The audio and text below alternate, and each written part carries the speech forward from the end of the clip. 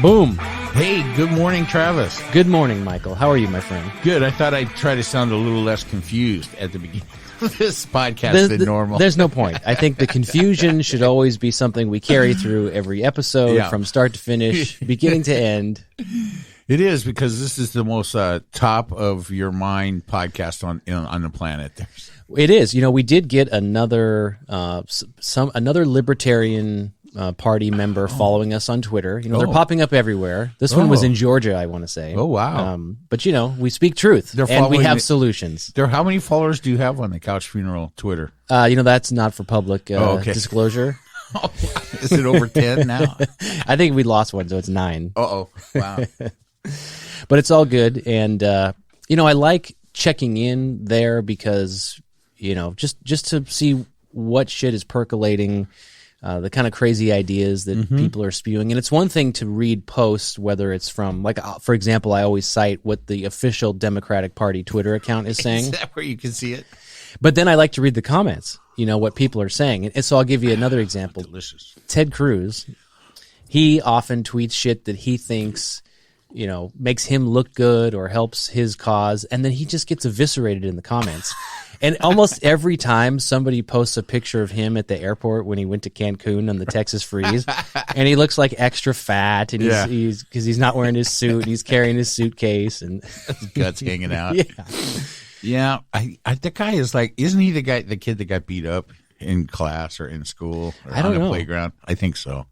I mean, he has an identity crisis too. Didn't he change his name? His real name is like, I don't know, Felipe, you know, Vera Cruz, and now he changed it to like Ted or something. Ted. I don't know. Ted, that's a pretty popular Hispanic name. Ted? Yeah, no. You're right. Tedio. Tedejo. Now I've offended everybody. No, there's still plenty of time to do, you know, all the offending. Yeah, it's early. Do you think that that's, like on my cup, you commented here in my coffee mug, you know, fuck your sensitivity, as I have on my slogan here.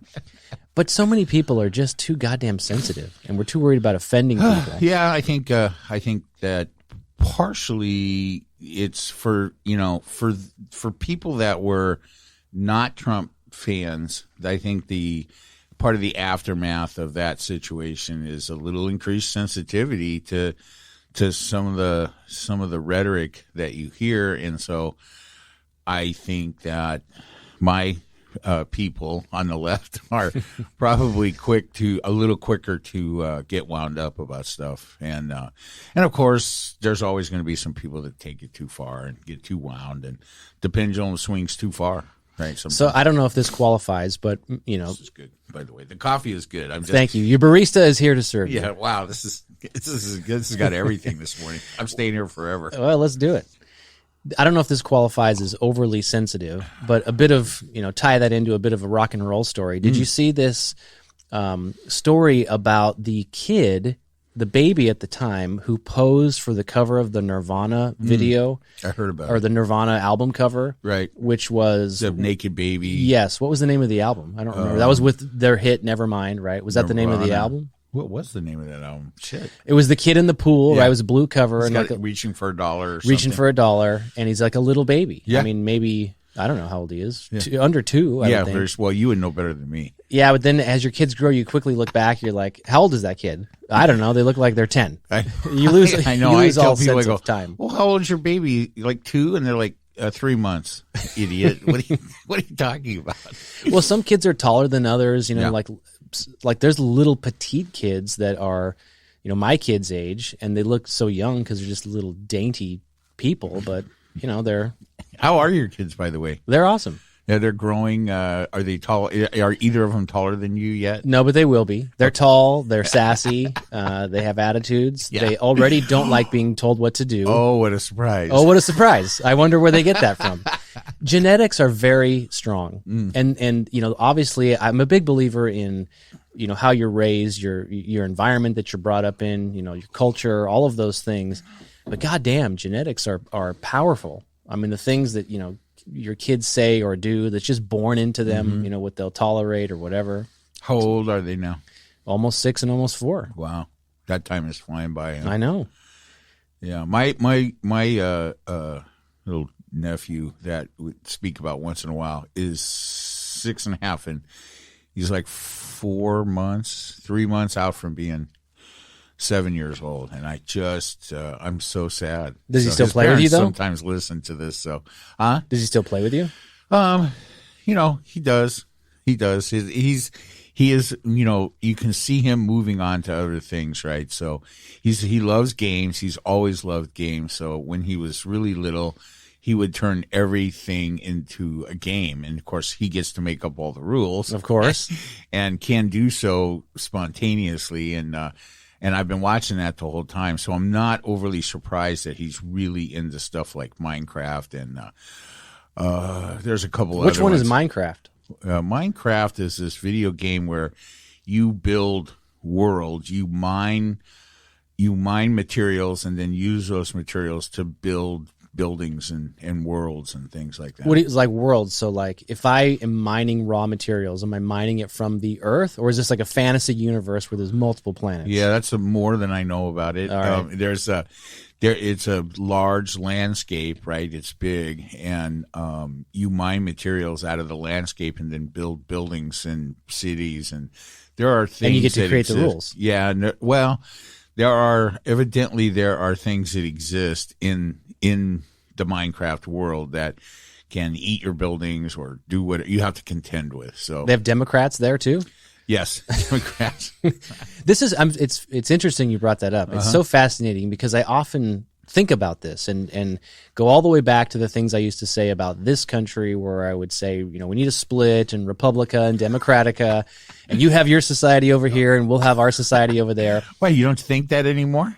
No, I still do. Okay. I was going to say, it was all of a year ago, I think, that you No, said that. I still think that. I don't know where the split would be or what you would call it, but Yeah. But this whole Minecraft thing, it is, what I'm thinking of is the idea that you could basically start something fresh today. Like where in this world, on this earth, could you even do that? Right. I mean, if you mined, natural resources, they would belong to somebody because the entire earth is captured, so that's not available to you. And where would you erect your city? Yeah. I mean, we talked a couple weeks ago about places like, Taiwan and Hong Kong that are, at war with China because there's a whole ownership dispute. But where could you set up this new, fantasy city where we could all be happy and live in peace? Speaking of Taiwan, I learned something since we spoke of Taiwan last on the podcast, that Taiwan is the island that I'm going to call it the prior government of China before the communist revolution. That's the island they retreated to when they lost that situation. So that's the holdout of the anti-communist regime. Yeah, whatever they were. I don't know if there was royalty involved, or which is when, like in the 20s. Sounds right to me. So or is it later than that? Yeah, it was early in the 20th century. It was after.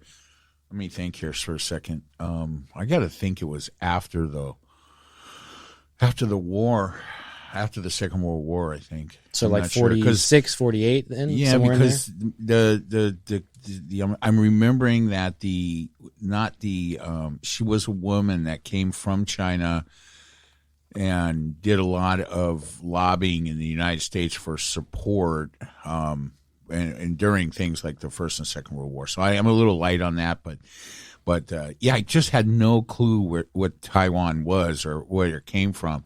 And did communist China have a legitimate claim to it? So, in a way they kind of do. I mean, that was always a Chinese island or whatever. It was always part of China.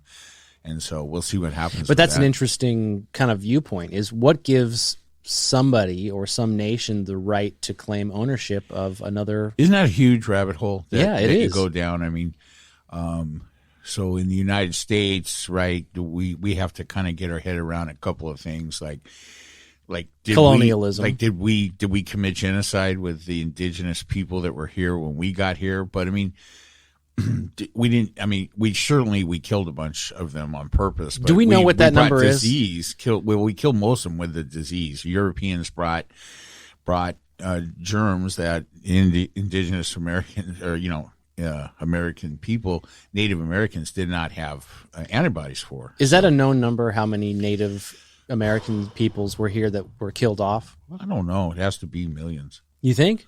Yes. I mean, they were spread over the entire continent, North and South America. But for a long time, I mean, long before Europeans got here. I read this other story in the last couple of weeks that they discovered there's some footprint that is in, I guess, New Mexico.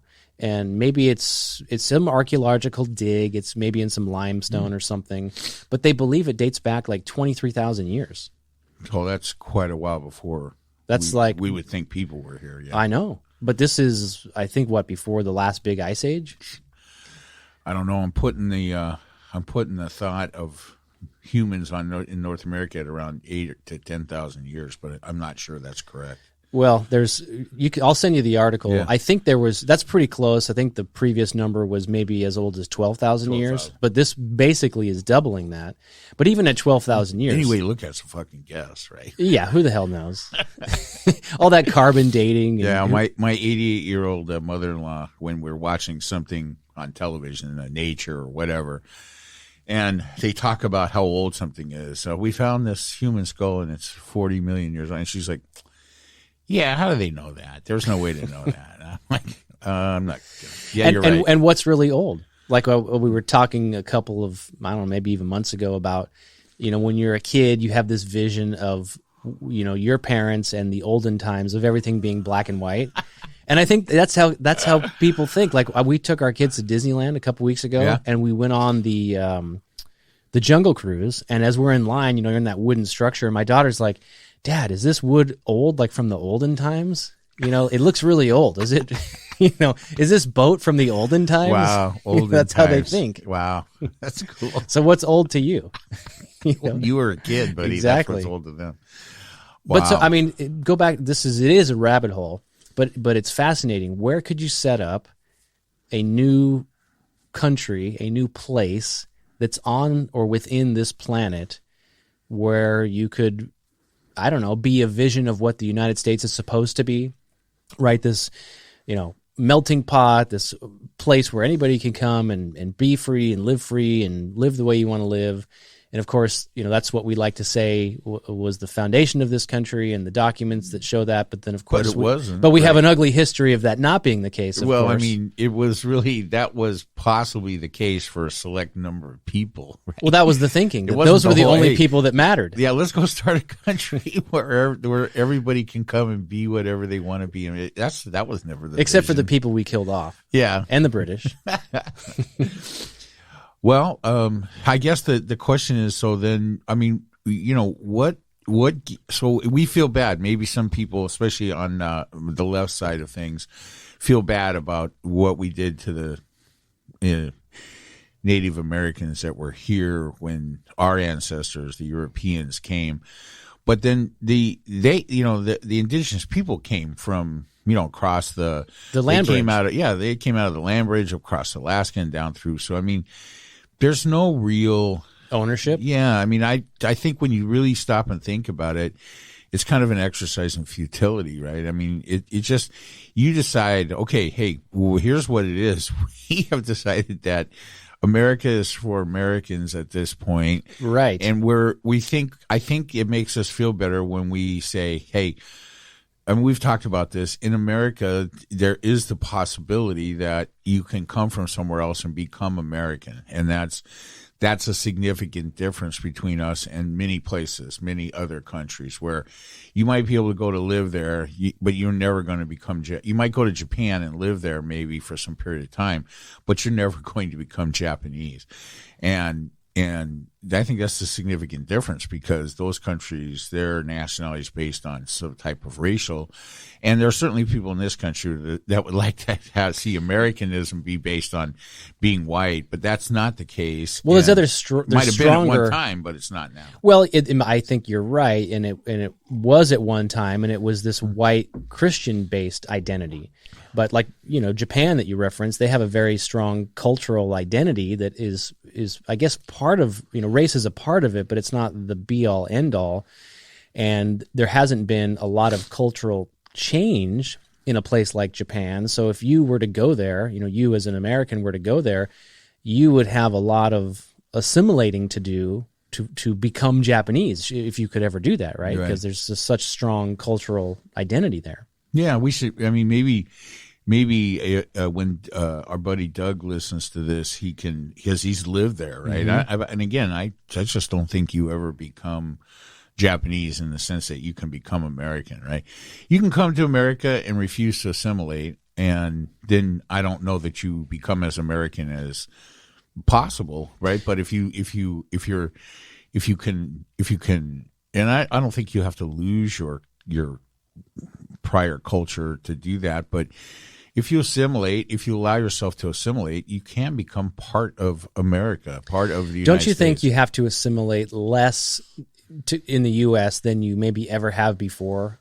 Like, pick a time, whenever it was. I don't know, prior to the 80s. You can come here now and not as, I mean, I think if you're talking about Italian immigrants or Irish immigrants or something from Middle Eastern immigrants, 1800s or yes, something, yes. right? They had, I mean, it was really, you got to assimilate. But even then, they clustered into groups. I mean, think about the ethnic ghettos and stuff in New York City, yeah. and places like Chicago, where they're still relatively segregated from early on.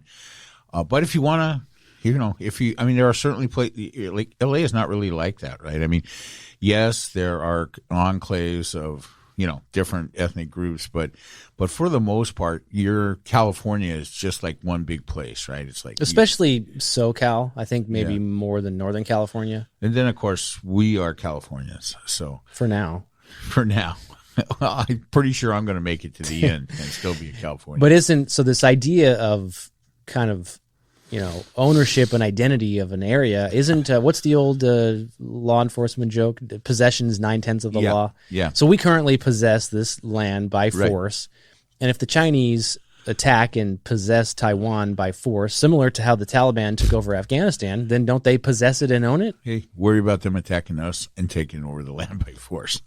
Right? That would be probably one of the bigger things that would unite all of us maniacs here in the U.S. It would. I mean, theoretically, that would be cataclysmic for the planet.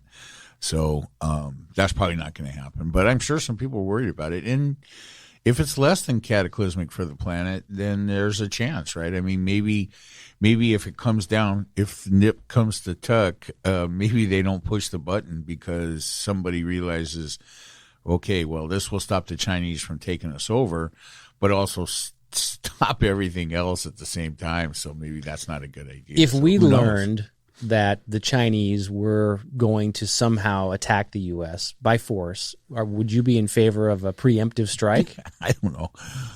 Let's call General Milley. You're ready to vote for this guy. Yeah, I did say that.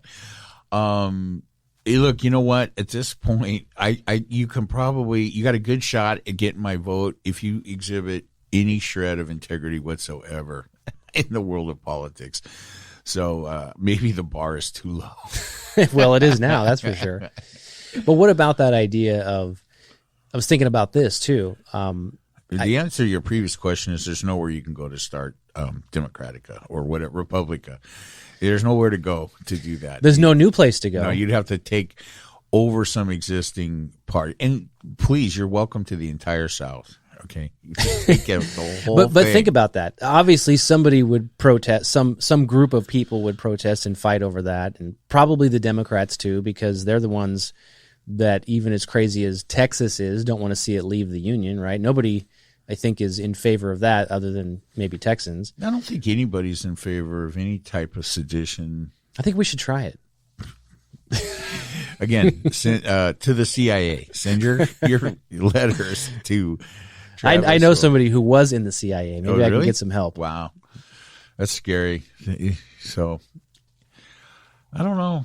It's been a crazy political couple of weeks, right? We're still.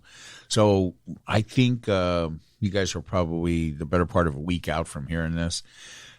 So maybe by then some of these things will be resolved. But we're still wrestling with the debt ceiling. We're still wrestling with some of the issues. At this point, neither the infrastructure legislation or the $3 trillion spending package that is the apple of Joe Biden's eye, neither of those things have passed. And things seem a little stalemated at this point. That's because of this extension, right? Of the averting the government shutdown. Like, Maybe. why solve the problem now when we bought whatever they bought? 3 weeks, 3 months? I guess, yeah. And I think that I think I think the base reason that the Republicans are trying to block everything regarding the debt ceiling and everything else with this, with the government shutdown, is because it takes the eyes. Here's the thing: the infrastructure bill and the $3 trillion spending package are heavy public. The public is heavily in favor of most both of those things, right? Most of it. Well, I mean, not all the public. Certainly, your people are not, but even some of the, aren't there like 2 prominent Democrat holdouts, and the big issue is the price tag. In other words, they agree with the concept, especially all the infrastructure stuff, but the price tag itself, isn't that their big sticking point? Well, Manchin, right, and Cinema, the two, right? The two. I can't tell if she's hot or not. Not. She was theoretically some kind of triathlete or something. I just heard that the other day, so I don't know. Lately, whenever you see a picture of her in public, she's got sunglasses on, a scarf on her head, and she's trying to cover everything up with a newspaper because she's being hounded by people that are like going, "What the hell are you doing? Why are you know?" Manchin is a little more understandable. His whatever the state is he's from, Georgia. No. He's like Well, I don't know, but he's got a yacht in like New Hampshire or something. Something like that. So it's a red state wherever he serves, and so that's the problem for him. He is afraid that he'll be crucified if he signs on to a $3 billion spending spree by the Democrats. Exactly. Right? Cinema is from Arizona, and it's not really fully a red state. I mean, there are a lot of Democratic elected officials in Arizona. So they say that Arizona was going more purple, and it went blue. Obviously, this last presidential election, but I don't know how purple it really is. If that was just the Trump effect. I mean, they loved McCain, right? Yeah. What's the chance Christian Cinema has some actual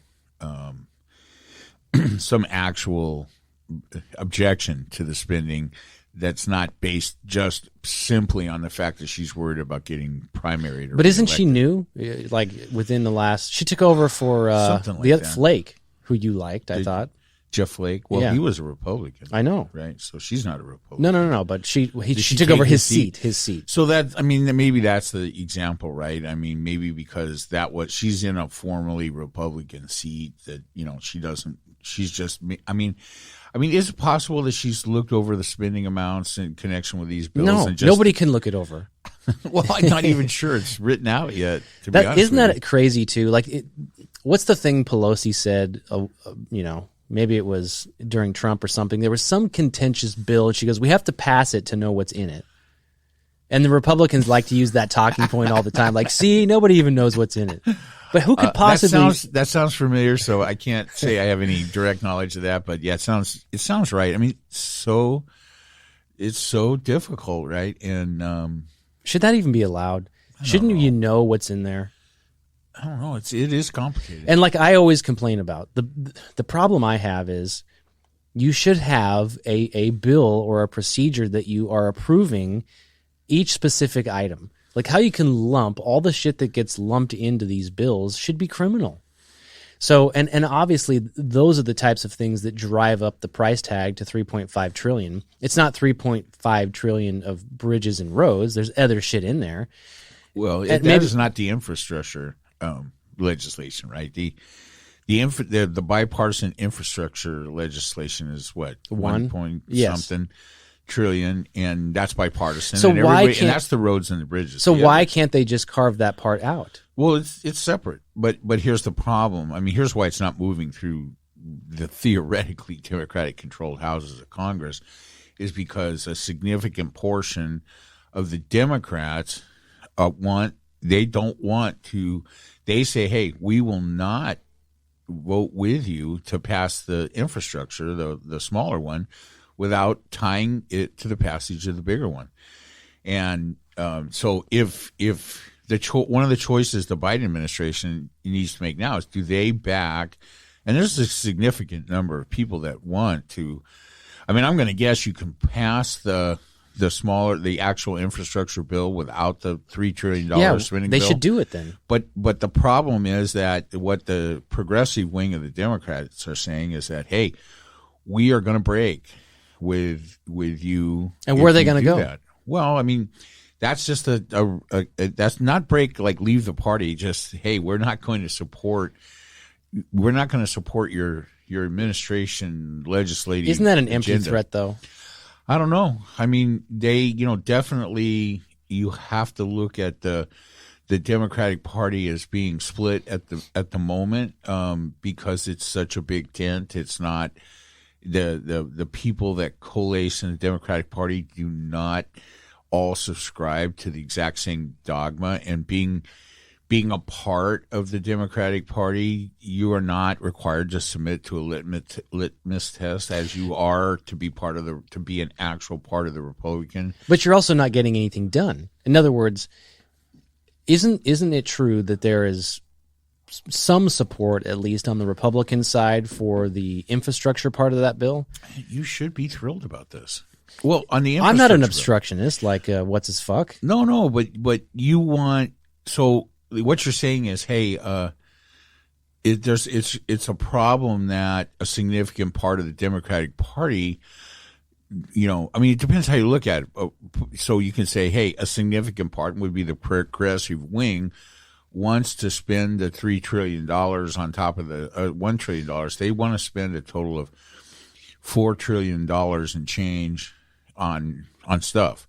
Some of it's roads and bridges, some of it's daycare, some of it's whatever. Some of it's not traditional infrastructure, and some of it's climate change and this and that. But that also means there's a significant portion of the Democrats that may not support that high of a spending level. So isn't that what you want? Check and balance within that party and then have some kind of compromise come out the other end. I mean, maybe the $3 trillion spending turns into $2.1 trillion. I just think it's dysfunction. It's dysfunction. I mean, listen, you're a vocal critic of the Republicans being obstructionists, but it's almost even worse than that because they do agree. In other words, they just can't fucking let their egos aside to get shit done. So I guess what I'm saying is the disagreement is above 1.5. In other words, within the Democratic Party, the core group and the progressives all agree 1.5 and below, like on the infrastructure deal. Mm-hmm.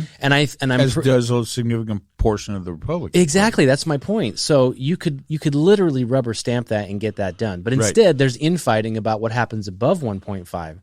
To me, it's fucking ridiculous. You might lose the whole goddamn thing because you can't fucking let your ego go above 1.5. That's ridiculous. Yeah, I guess I'm not going to get wound up over that because for me, and this is again a case of viewpoint, right?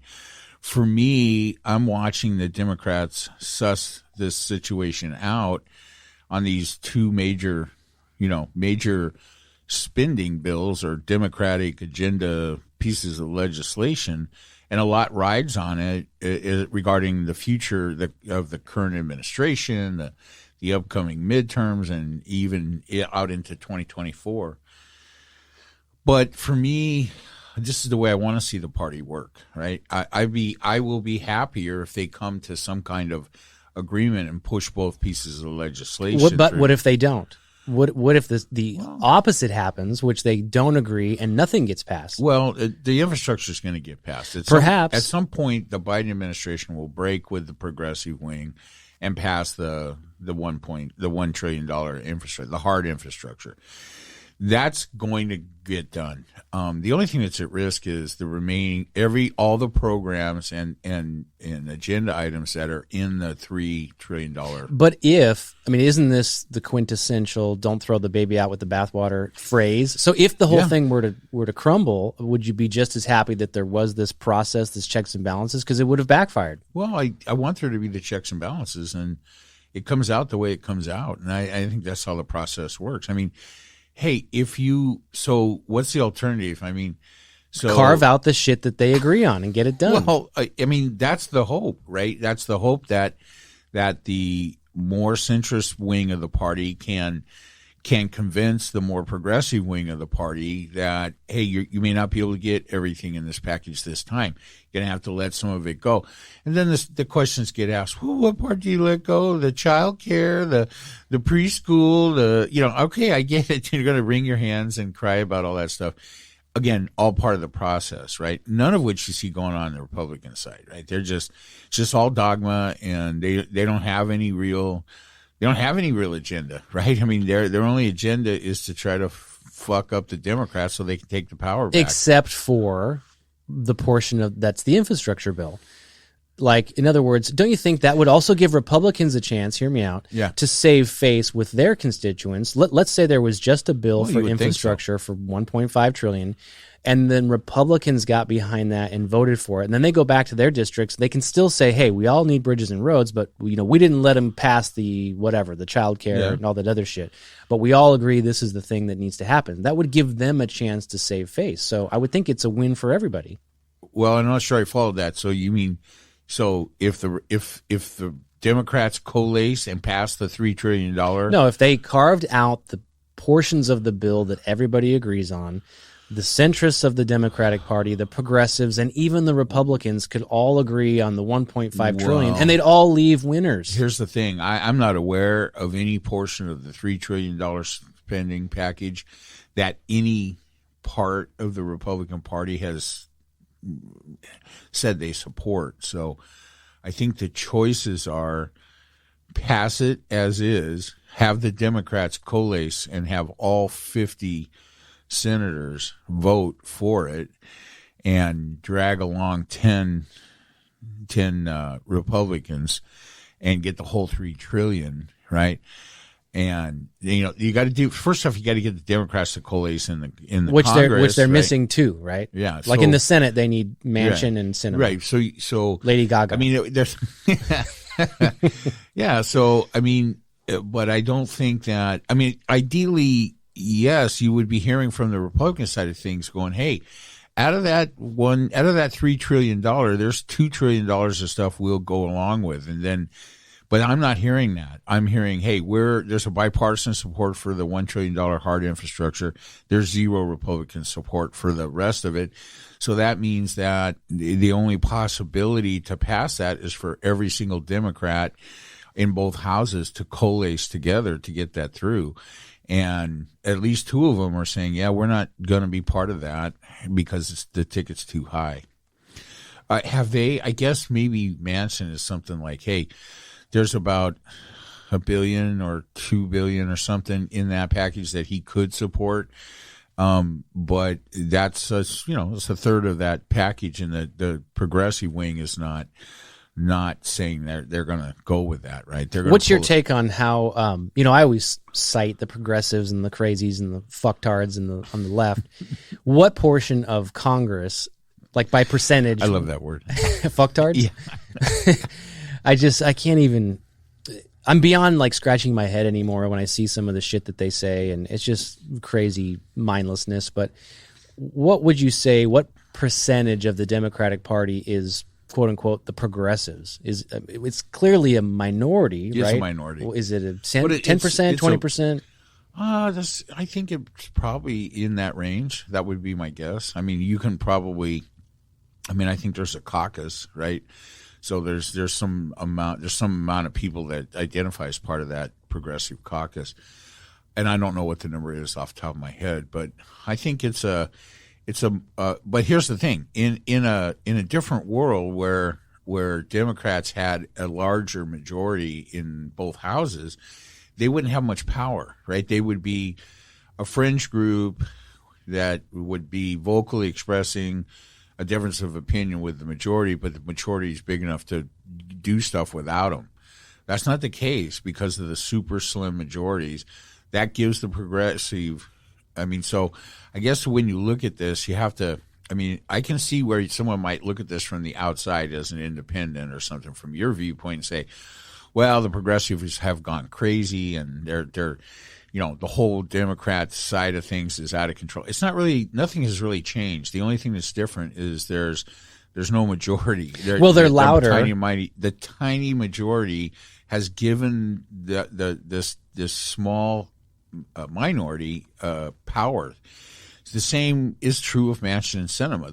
They both normally wouldn't have any power to sway any of this, right? If there were another 20 Democrats in the Senate. So what do you say? Let's say either house flips then to the Republicans in the midterms. Is that going to, make the progressive wing of the Democratic Party less influential? Well, I think so, because they're going to have to back the centrist ideas. Yeah, they're not going to be in a position where their dissent regarding Democratic sponsored legislation has so much power, right? Because there won't be any Democrat legislation that's going to go anywhere, right? It'll just change the power position of everybody, right? And is it a disaster? I mean, do I want to see either house flip back? I don't.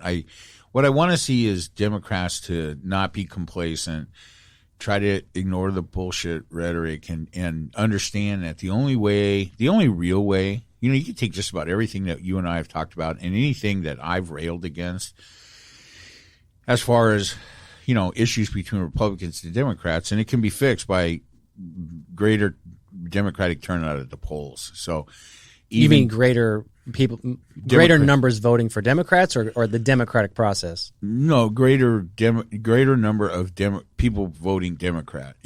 Democrats. Let's just call them Democrats, whether they're. That would be such a disaster for this country.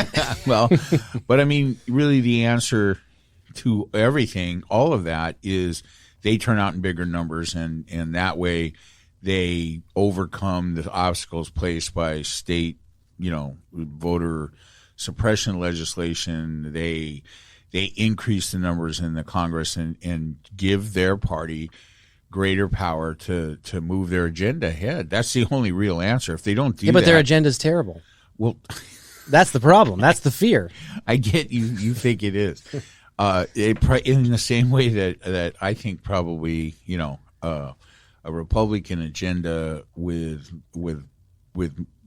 majorities in the houses of Congress would be bad, a net negative for society too. So, but either way, I don't think it's a complete disaster. I mean, we lived through the 4 actual years of the Trump administration. Things are still together. Did that time and the things that went on at that time, was democracy at risk? I think it was. I think it, and I don't think think it can so. be again. That's something that held. you hear. Exactly. That's the point. Was democracy in jeopardy? Because a lot of the Democrats are still using that rallying cry that democracy is in jeopardy. Because it's it being still threatened. is. Well, but it did. It survived. Right? Well, the process worked. The thing that is keeping our democracy in jeopardy at this point is the insistence by the Republican Party of pushing and continuing to try to validate this big set of lies, especially around elections. But I would say the caveat to that is it's not the insistence by that group that puts things in jeopardy. It's there if there's any action taken from it. And you could argue maybe, whatever, some of these voter change laws in, Georgia or whatever, is action taken. But the process of making the claim, I don't think, is putting democracy in jeopardy. It's if the claim results to action, which then, compromises democracy. I mean, and I don't think we're there. I think that's the risk we're speaking of. But I think that group is just as much in the minority on the right than these progressives are on the left. Like, I don't think that's the majority of the Republican Party. Do you? And if so, what percentage are they? So I'm doing my Elon Musk impersonation right now.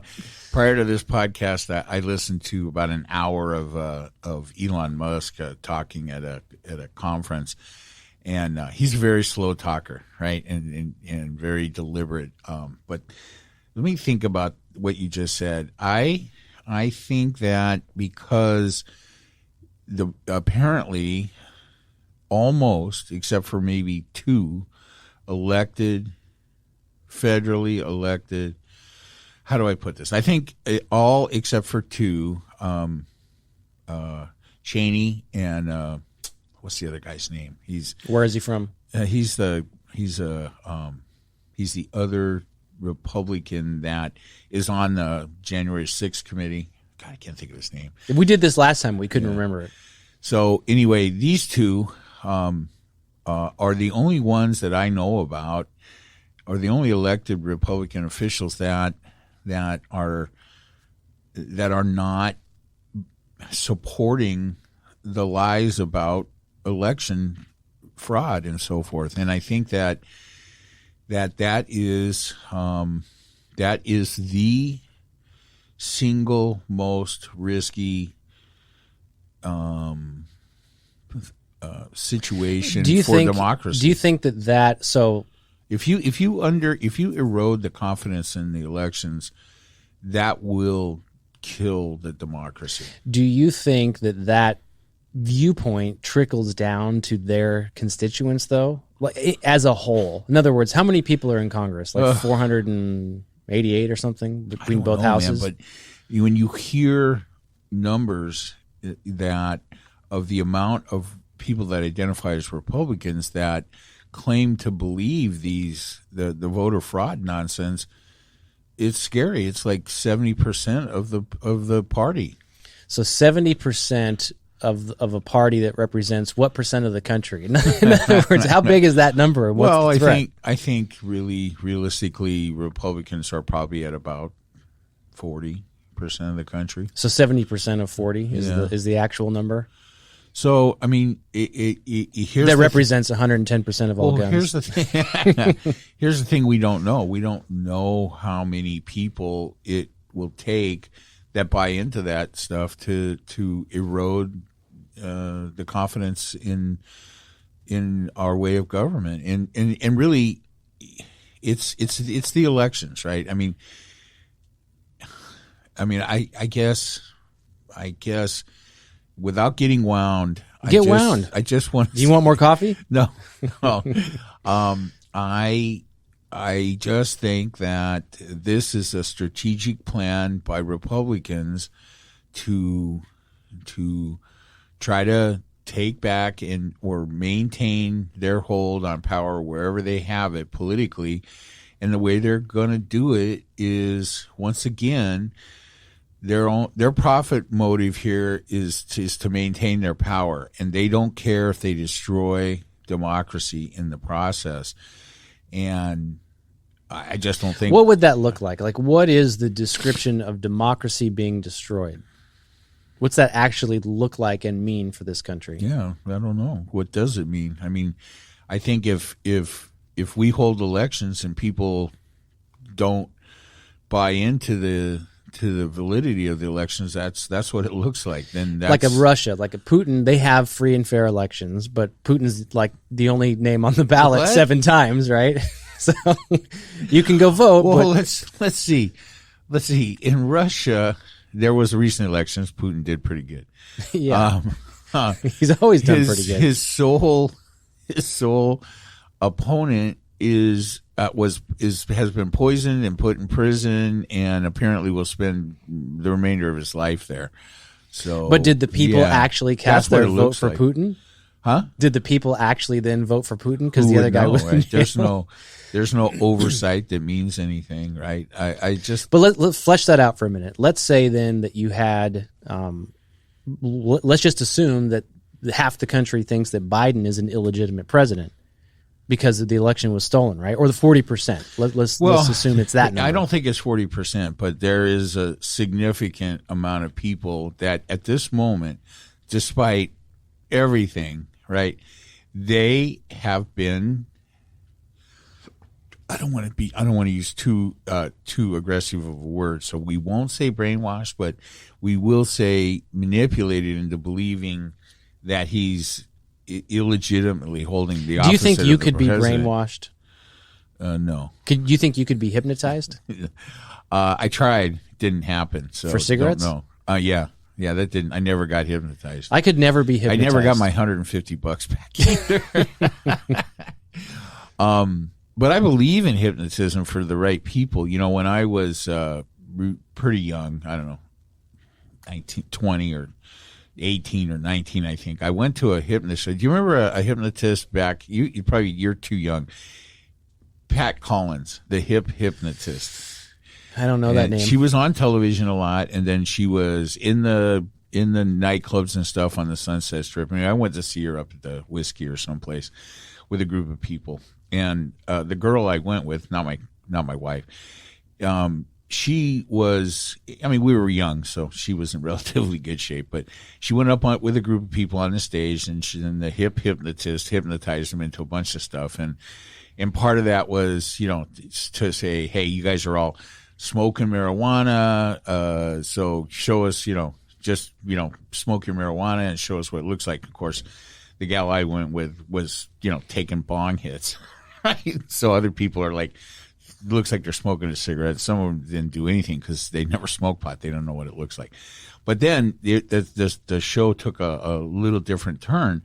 And so they bring two chairs out, right, and two straight back chairs and set them with their backs to each other. And then she tells the girl I was with, you are stiff as a board. You cannot bend. Your body cannot bend, and this and that.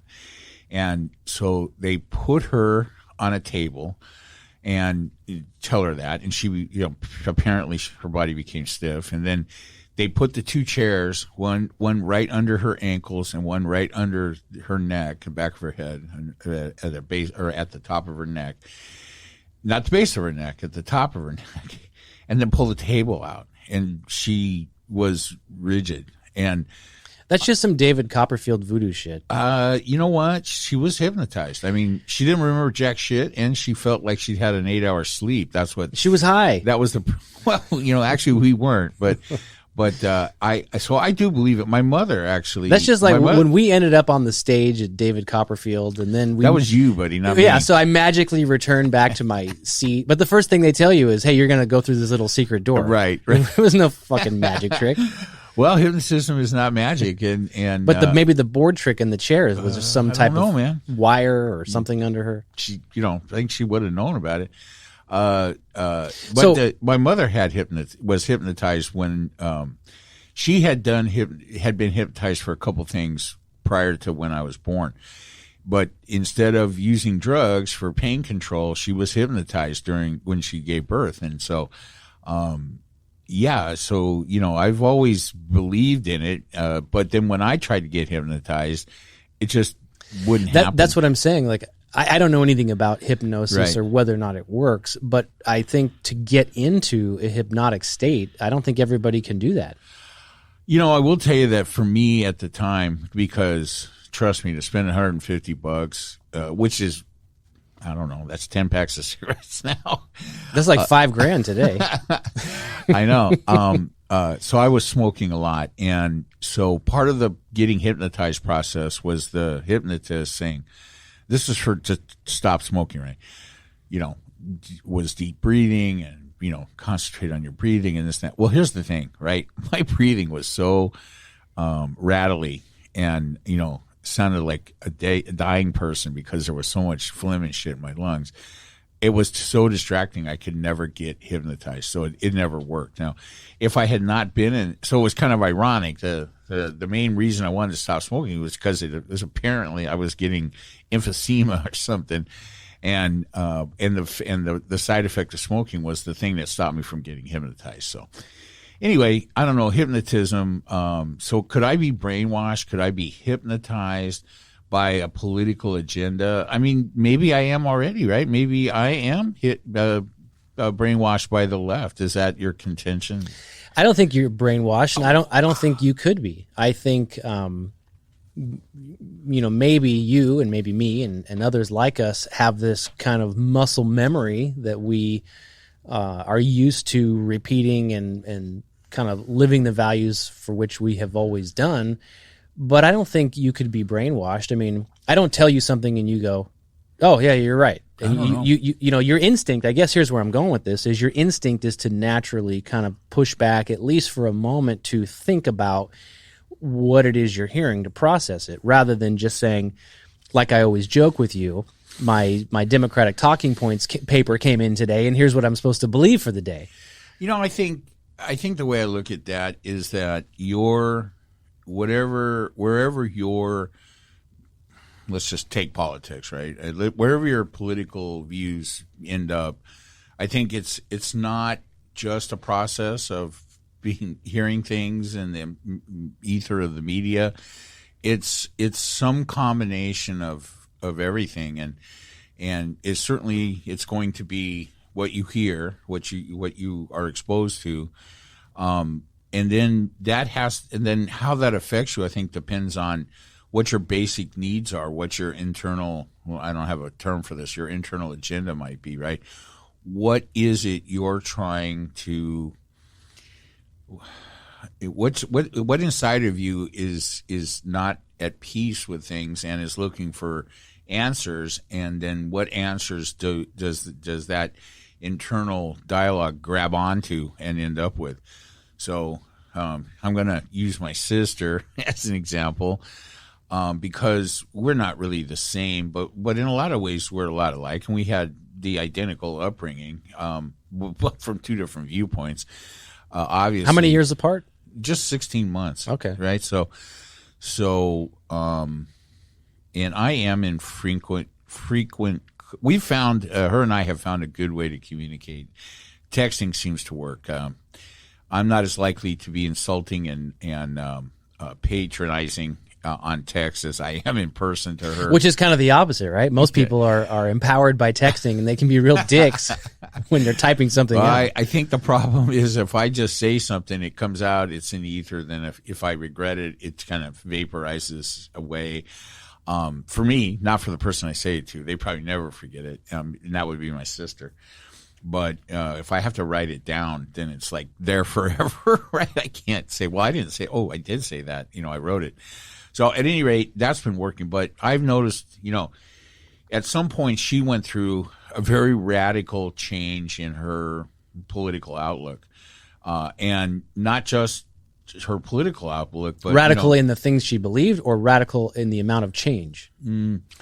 Well, definitely radical in the change. I mean, it was a complete, 180. Opposite. Yeah, whatever the term is, right? From we were both raised in in a household that, both our parents really espoused, the normal Democrat middle class kind of values and things, and there was never any input from any conservative or right wing type of thing, and so she got that later in life. And for me, here's what I think. I think it's a combination of her husband. I'm sure he came to the table. I don't know him very well, even though it's been a million years, but that's the way he likes it. He never wanted to engage with the rest of our family particularly, so I'm fine with that. You don't want to have a nice life. But I assume he's like this. Fox News and Facebook. Those are the things that I think changed her. Did he come into the relationship before? I'm assuming before Facebook existed. Yeah, how about before Fox News? My sister's almost my age, so they've been married for 40 years. So even before Fox News. Yeah, before Fox News, and I don't know how he was at the beginning of the relationship or how much she paid attention to that one way or the other.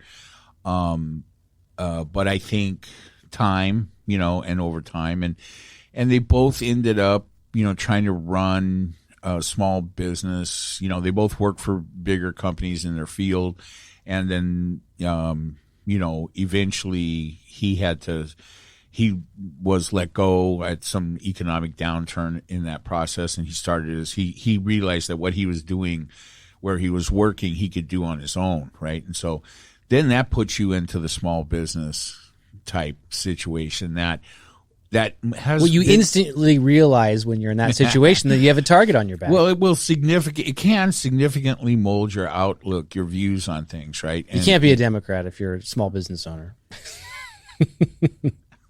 Is that what you mean by significantly impacted? Well, your viewpoint? I mean, for them it did. For her, it apparently did. And then I think it's the combination of several other, media, societal inputs, and I think significantly for some reasons that not worth going into on the air. I'm pretty sure Facebook and definitely the exposure to Fox News on a regular basis and other sources. Is she brainwashed? Well, I don't think I would call it brainwashed, but is she hypnotized? She's not hypnotized, but she definitely went through a huge change. And so the things that come from that side of that viewpoint have affected her, and they haven't affected me. And I too was in small business in Orange County and so forth, but it's just that, so it's I think it has to do, so I think the difference is something internal, right? I don't think it's external. So I think what I'm trying to say is, even though we're brother and sister and we had similar upbringings, whatever we're searching for internally was different, and what she was searching for was addressed or answered or massaged by the input from basically the far right. And the things, whatever I was searching for, were addressed by attitudes and viewpoints more from the left, right? And it's always, so I think, so it's just, I don't know if I'm making that clear or not. I don't think everything is where you end up on that spectrum. I think is ultimately determined by where you start out inside, what you're looking for in life. Perhaps, Right. And I think a lot of people, especially young people, maybe as you kind of figure yourself out, you have this maybe intuition or instinct to do the opposite, or at least test the waters of the opposite of how you were brought up, to see, what that's like, maybe challenge the norm of your family environment. For sure. And then you kind of figure out on your own, what resonates with you. But I think when you, what's the word you use when you're searching for the things that you identify with or that resonate with you, whether it's, Fox News is your Bible, or wherever you get your source, or if the Democratic talking points is your Bible. What always kind of was weird to me is I've never looked at any one source or any set of ideals and thought, I agree with everything on this paper. Anything, like even a fucking rock and roll album. Is every goddamn song on the album good? No, it's not. So it's crazy to me when people get so extreme. That's what I would, we talk about extremists and the loose definition of what that word is. But I think somebody who's extreme is somebody who agrees with every single point or philosophy on any given, platform. To me, that's not logical. That's dogma. Right. It's dogmatic. But it's also extreme if you just have this blind faith of, I'm going to do whatever they tell me. I think that to go just one step further in what is actually happening real time as we're talking here in my mind is to take that thought I was having about something internal. I think that I think probably the big difference is, and a common thread is that I think if you feel like this world and this society and this culture has victimized you, you're looking for redress, and that pushes you in one direction. And to be honest with you, I have never felt that way. I have never felt that I don't feel that anything conservatives are doing or Republicans was making me a victim. I don't like it. I don't agree with it. But I do believe that possibly, and I may hear about this or I may not, because I don't know if she's listening. I don't ask that question anymore. But I think she has felt like the sum total of her experiences through different things, her search for religion, her search for her feelings of being victimized by society, by the left, by people that don't work as hard as she does, and all that shit has made her feel like a victim. And so it's just always about redress for her, for the wrongs that have been done. That's a common theme throughout. So that's not you, Travis. I'm not. So don't take this the wrong way. you have never identified as a Republican. I never take things the right wrong way. wing. I only take them the right way. There you go. But and I think that's probably what pushes you to be more libertarian or independent rather than identify as a full-blown or right-wing Trump Republican, which my sister will identify as, is that I don't think you feel like a victim. So I think that's the thing. I don't understand it. I think you did a great job kind of explaining that. And I don't understand the victim mentality because I always have, I don't know. It's just, and that's one of my problems with lack of being grateful, right? For the perhaps. fact that, when I was a little kid and I was becoming aware of things like the Watch riots and I have black relatives, and that made me aware of some of the unfair societal things that I knew they had faced and would face. But even when I was pretty young and growing up in Inglewood, right, which was all white at the time, 18% black in one side of the city. But where I grew up in North Inglewood, it was all white. And in my neighborhood, it was all older white people. They lived there for a couple of generations. Most of the young kids were gone. And I remember playing in the front yard after seeing things on TV about terrible conditions in Africa or, wherever. And, with the Watch riots and how tough it was for black people and everybody that wasn't me. Right. And I'm like, wow, how am I so lucky to be a white kid in America, in Southern California, where there is no snow, right, no fucked up weather, where I'm not, I'm not experiencing prejudice of any kind. I appear to have and we were not well off by any stretch of the imagination. My dad worked hard, and he had to put a lot of money into insurance coverages, and out of a fear that was created by living through the recession. And he wanted to make sure. What conclusions did you come to? Luck, just luck, right? Just luck, and because of that, I think I grew up with a feeling that I need to be particularly grateful for all of these situations, and so I have never been on the verge of feeling victimized by people that have less than me, or that. But on the flip side, then do you understand?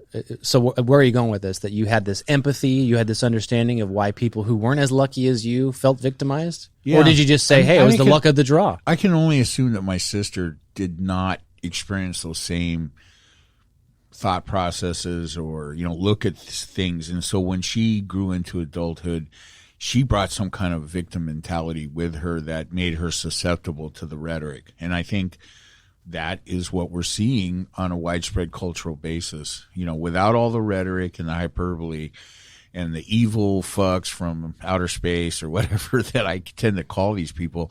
I think that as much as they would not want to admit it, that Trump zeroed in on the victim mentality of a great deal of white people in the United States, and he massaged it unrelentingly for his own benefit. And there's no more to it than that. Yeah, I don't know. I don't know if that base necessarily felt that they were victimized. I think the messaging from him was, you have the potential of losing your seniority, your representation of white America.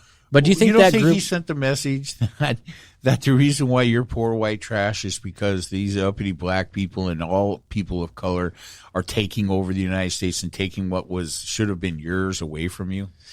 I don't know, because do you think all of the supporters were, poor white people? I don't know. You said this before. What?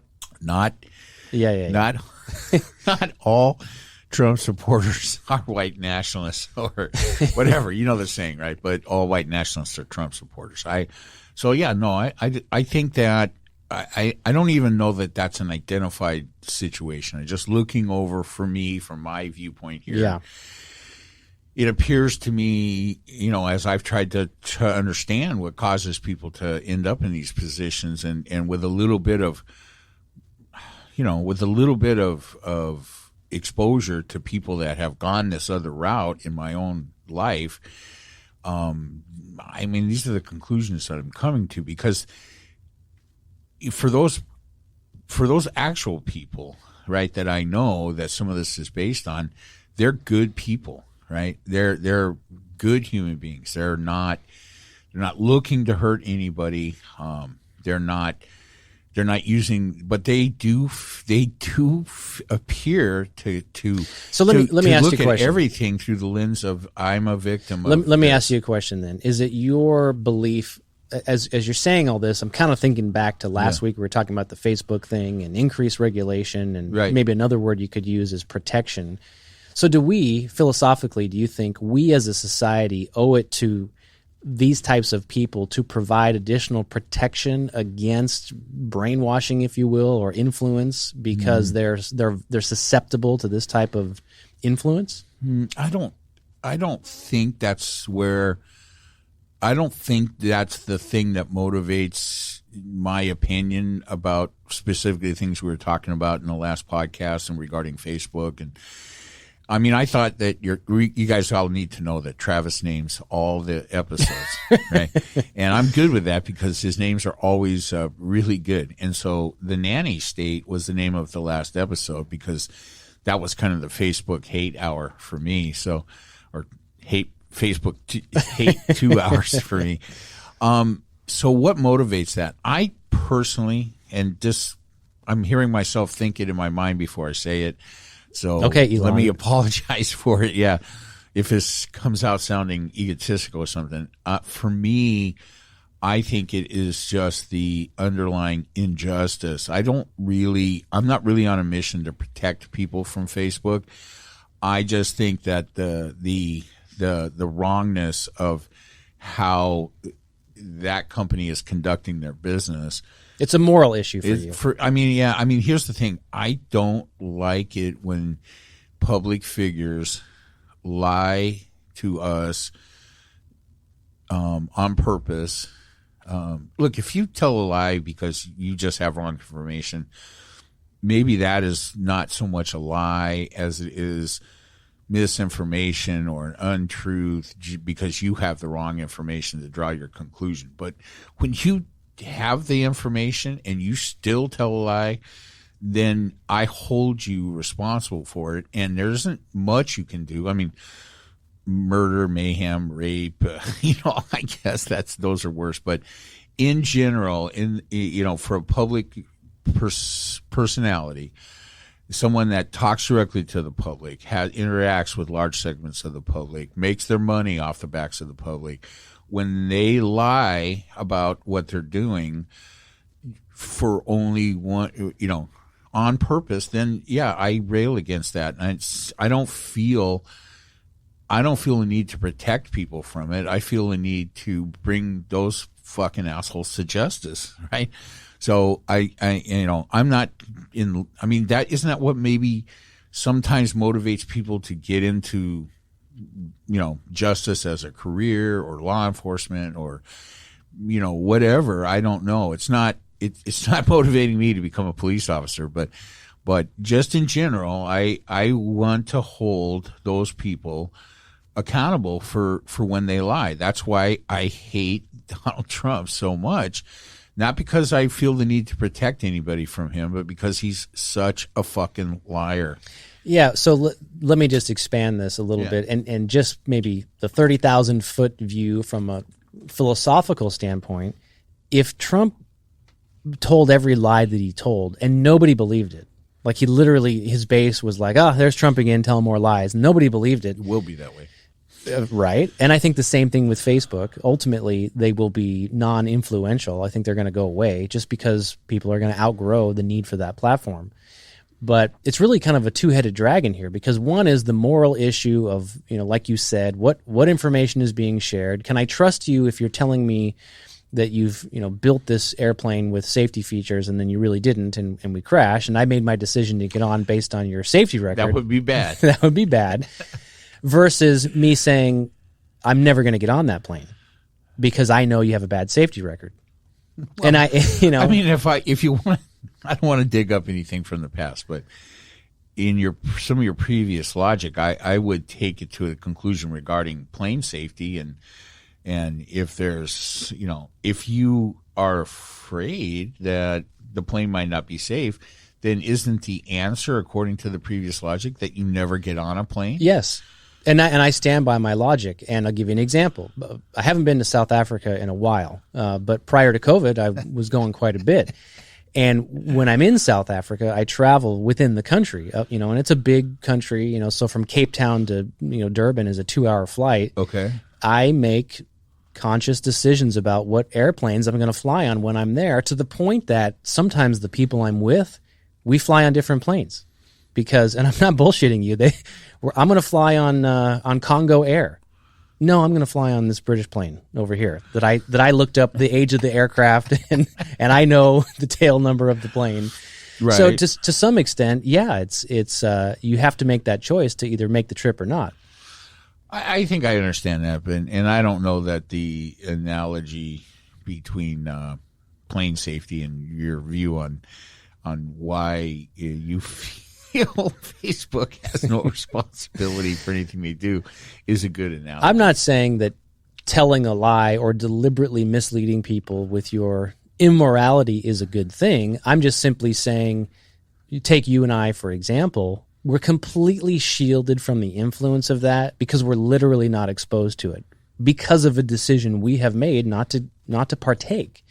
So in this example, I would never feel victimized by a Facebook or an Instagram because I'm literally not exposed to it by something I can control. Right, and I don't feel victimized. I know either. you don't. I just when I become aware of someone engaging in lying on purpose, then I'm always going to have the same reaction. It's not victimhood. It's fuck you. Yeah, no doubt. And that to me, so like I brought this up before. What always just boggles my mind is why people turn to government for their solutions to problems. So let's say you're someone who feels victimized. And you brought this up, but you feel like, okay, the only person or the entity that can solve this problem is the government. And that just it confuses the hell out of me. I don't know why anybody would do that. And not to get into specifics of, the right does this and the left does that. I would never turn to a big juggernaut like the U.S. government to solve problems. And maybe more people do. Maybe if they do feel victimized or they've never, done anything on their own, made decisions on their own. I don't just mean in business, but if they've never seen tangible results of choices they have made, other than choices that have been provided for them, maybe that's why they gravitate towards things like government. Maybe, and I don't think, listening to you put it that way, I don't have any negative reaction to the thought that, your outlook is, hey, I don't really look to the government to handle problems. And I don't disagree with that at all. But I just think that there are things that, it's hard. I'm a little confused, but I guess I have to. My only retort is I totally agree with that until the point that I don't see any other recourse. Right. So Democratica and Republica. Well, I thought of you in the last couple of weeks. I read this article from Andrew Yang. Yeah, I don't know if you saw it. But go ahead. Okay. You reminded me of something I forgot to bring up last week, but I'm dying to talk to you about it. Go All ahead. right, so he writes this article, and I don't know much about him, obviously, but he was a previous candidate for president on the Democratic Party, and then he most recently ran for, was it the mayor of New York City? Yeah. And his big thing was, I believe he was a big proponent of the universal basic income. Well, that's his thing. Major talking point. But he wrote this article, I saw it on my Apple newsfeed in the last week or two, that he was basically saying, and it got me thinking about the whole conversation we had about the gatekeeper and, who controls the gatekeeping process and ultimately the candidates that we have for president. And he was basically saying that, hey, these are like just, power hungry people that get drunk on the celebrity of running for these high offices because, and he went into detail about a typical day in the life of just being a candidate, from the makeup being applied to every, TV interview that he did and cell phones being handed to him every 5 minutes saying, you're on this call with this person. And then next, you're on this call with that person. Wow. To being, somebody who would give an opinion when he felt it was necessary to now being asked for his opinion on every single topic because he was on the national stage of these talking points. Right. To where he even said basically he was drunk on the celebrity of it, and he believes his contention and his whole point was that everybody in high office is ultimately that way, and we as a society are doing a disservice to one another and to our process by doing things this way, because ultimately whoever rises to the top, whether it's the president, whether it's governors, whether it's people in Congress, they've all experienced this process. And so by the time they get there, they're so drunk on celebrity that they're less focused on solving problems. So my takeaway was, I think he's right. The other part was like, well, why the fuck did you run then? And are we supposed to believe anything that you say? But it got me thinking about the whole gatekeeping process and, is there a better way to do it? So is there a better way to do it? I think, wow, that's awesome that you ended that with that phrase, because that's what I believe he is about, right? A better way to do things. I didn't read that article. I'll send it to you. Yeah, please do. But I have heard very recent podcasts where he talked for an hour or more about his outlook on things. So he ran for president. So why we have to look at why did he run for president? Did he run for president because he was drunk on the idea of being president on the celebrity? Apparently not. His sole goal for doing that, he never thought he was going to be president. His sole goal for doing that was to bring the idea of universal basic income into the mainstream political conversation. So in his mind, his run for president was more of a success than he could have ever anticipated. He went from complete and total obscurity to bringing a huge idea into the political mainstream that would never have gotten there or would maybe have taken a very long time. Only then to go on to see through the pandemic and different things, after kind of softening up people to this idea, some examples of variations on that theme, such as the money that we saw as stimulus and so forth from the pandemic. So many millions or billions of dollars have been distributed to the American public since his run for president, and it's all basically universal basic income. So interesting, but I don't think I don't think he's planning on running for president again. No, I don't think so. But then he ran for mayor, and so the question is, well, why would you run for mayor? His one big idea, right, is universal basic income, which is something that a president or the federal government could make happen. Excuse me, but the mayor of even a huge city like New York there's no budget to provide universal basic income for the citizens of New York. So his big idea didn't get any traction as a mayoral candidate. I think ultimately it's, to me, that idea is kind of the same as, remember Herman Cain, the 999 tax plan? That was his one big idea, and of course he went off into obscurity. Well, and then he died of COVID. So. But there were other. I thought buddy Trump. Yeah, I thought Yang was a California guy. So here's the thing: he has a new thing, which I don't know if you've heard about or not. That. He is starting a third party. It's called the Forward Party. It's not right. It's not left. It's forward. He's starting this party, and not necessarily so that he can be the president, but because he thinks a third party that is different than the other two parties and has a different motivation, a better way of doing things, will produce better results in government. And I think he's right about that part. Yeah, so I think I'm going to suggest to you that you continue to and maybe, and I'll see if I can find something to send you about it. So is it going to make it? Is it going to go anywhere? Who knows, right? He claims that he's not doing this so that he can be the presidential candidate I think that's of the right. Forward Party. Yeah. He says, hey, who knows? He goes, maybe I will be, maybe I won't. But he goes, that's not the motivation. The motivation for doing this is because I see him as a thinker, right? He's thinking things through, And I think when he thinks things through about the motivations, what are we as society? What's the word? What motivations are we providing to our political candidates to become involved, right? And it's all I think his opinion is that the two traditional political parties and the system are providing the wrong incentives. It's the incentives, right?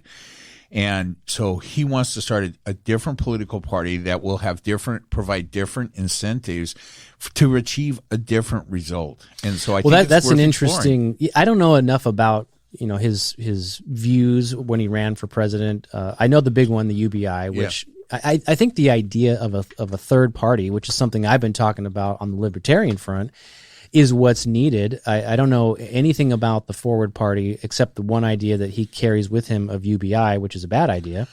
But if there's other things, that is only one of. I think the Forward Party, and I'm not going to be able to recite them, has 6 basic tenets, and they're pretty well thought out. And UBI is, of course, one of them. But I think you have to take the thing in whole. So I think it'll be interesting to explore.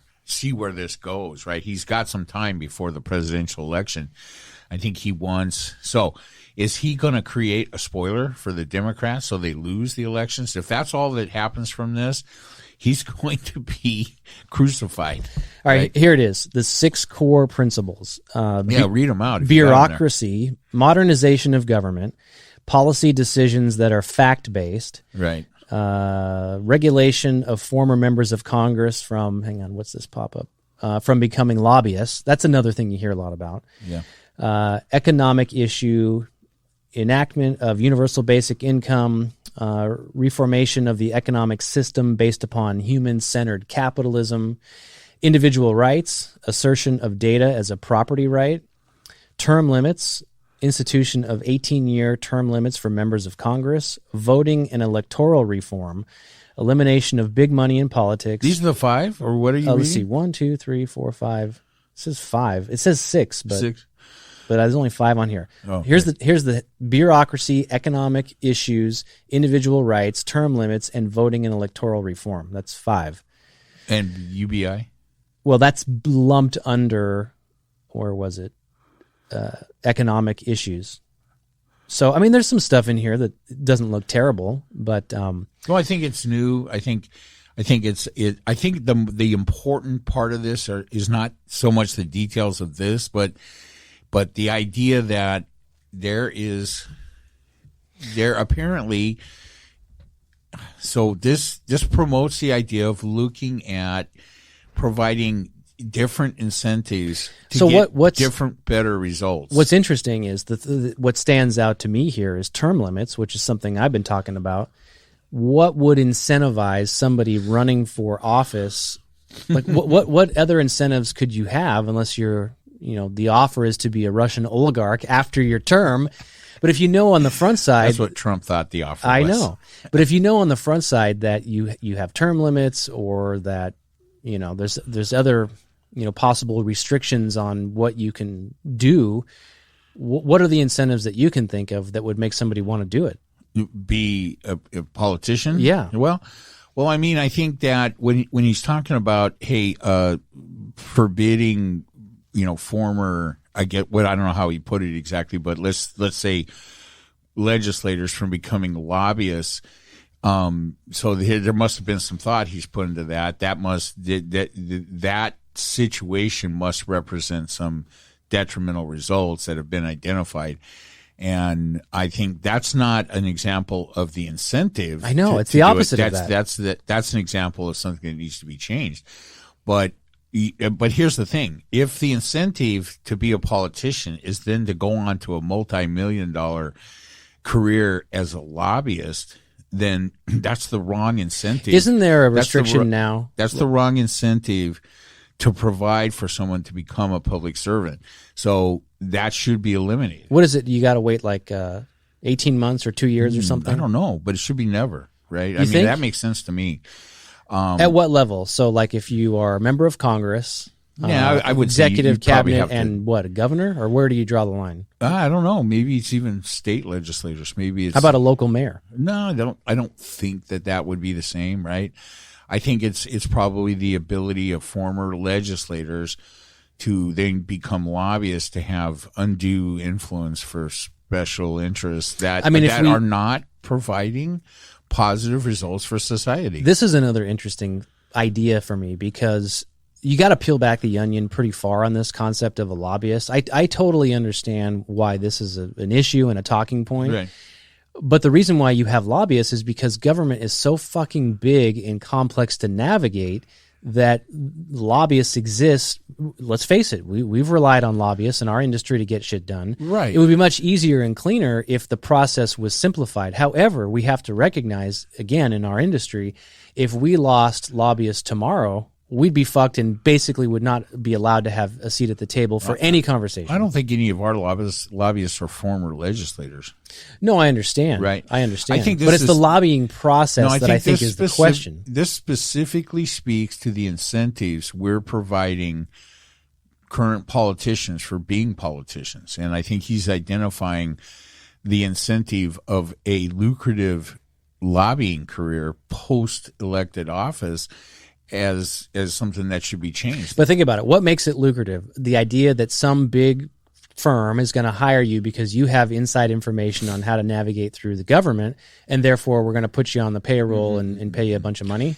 The incentive. No, I'm good. The incentive is the incentive that I think is being identified as a bad thing is that if your incentive to be a politician is your lucrative lobbying career post-elected office, what you do while in office, the things you support, like big oil is negatively affected. No, I get it, right? So you're beholden to the big oil companies, and you're always going to vote on things that benefit them. Let's say you want to be a big oil lobbyist post-elected official life.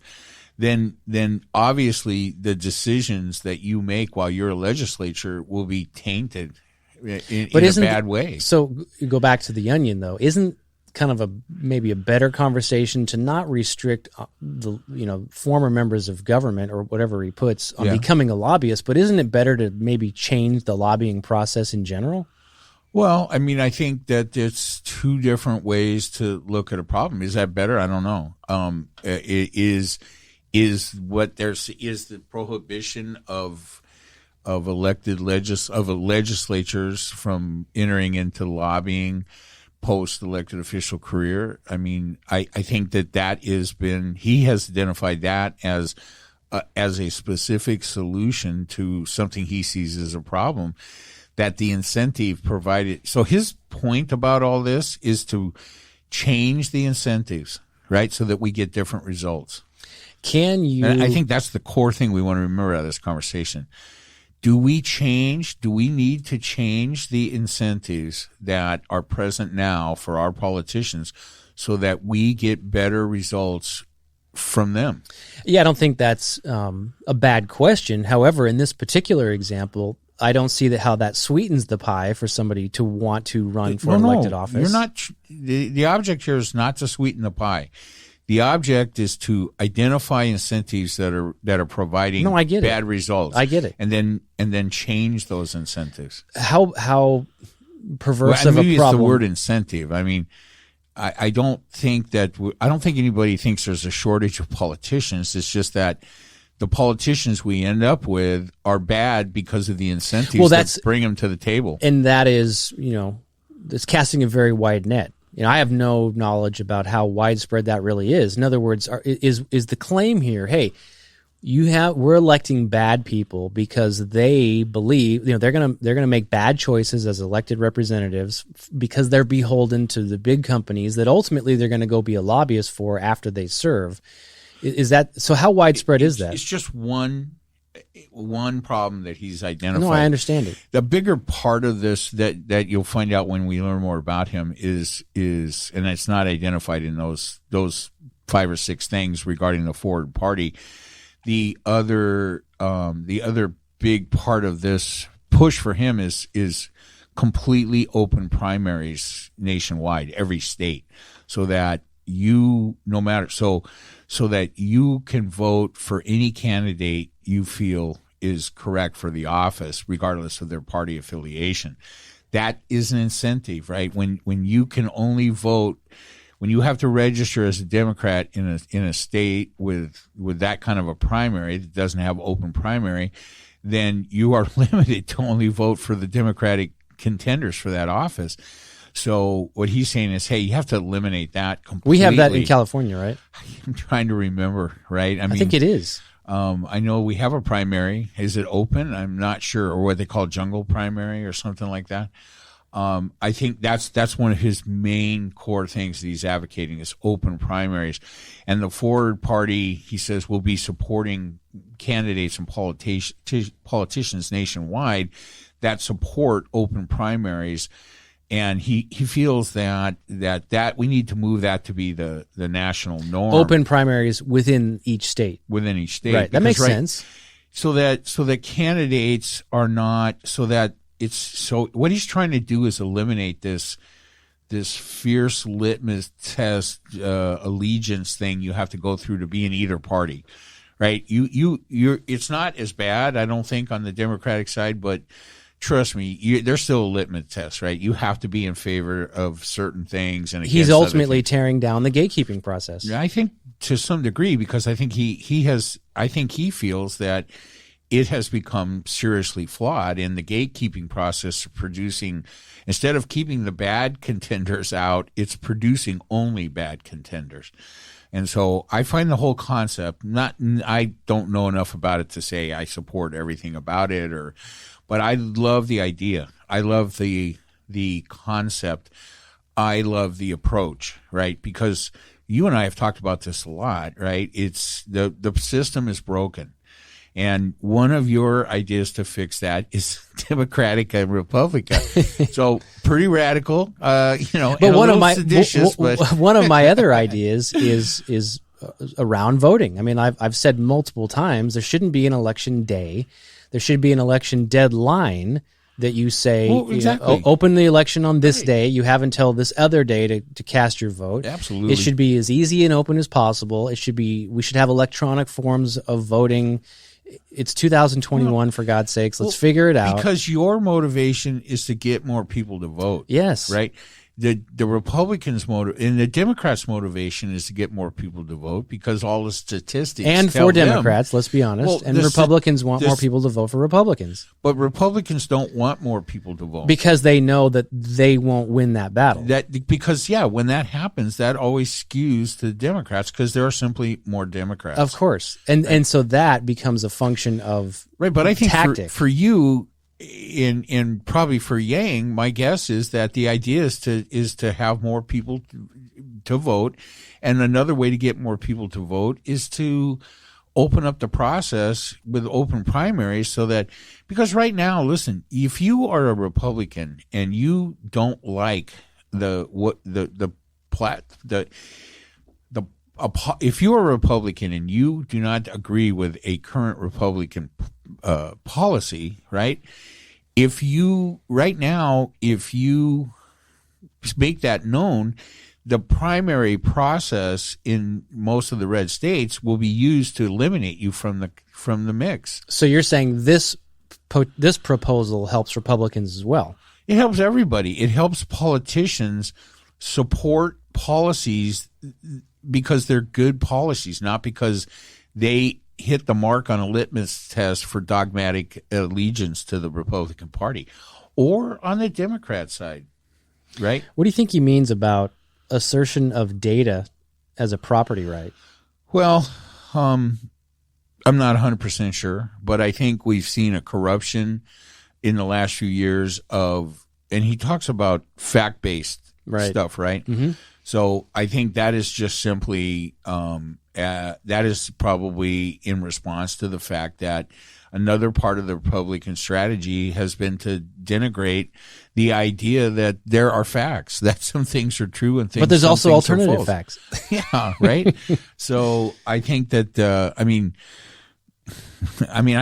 anybody that doesn't support that is not seeing the picture right. I mean, Because there's no fucking such thing as alternative facts. Do you really think outside of the Trump era that there's a battle about facts? Is it more about the battle of what to do with those facts? You're at the fork of the road. The fact is there's a fork, and the question is, which way do we go? Right now, this guy's name is Gomar or something like that, and he's a senator or a congressperson or something. I just heard this on the news the other day on a MSNBC, I'm sure, or could have been CNN, that he's already talking about some evidence that 60% of the votes that will be cast in an upcoming election in 22 will be fraudulent. Who is he now? He's a Republican guy? He's a Republican. Gomar is his last name. So what evidence? Gomar. Anyway, what evidence has he provided to substantiate that claim? He is not providing any evidence, right? So he is part of the Republican disinformation, fraudulent lying about elections to denigrate, because he's likely to lose this election in 22.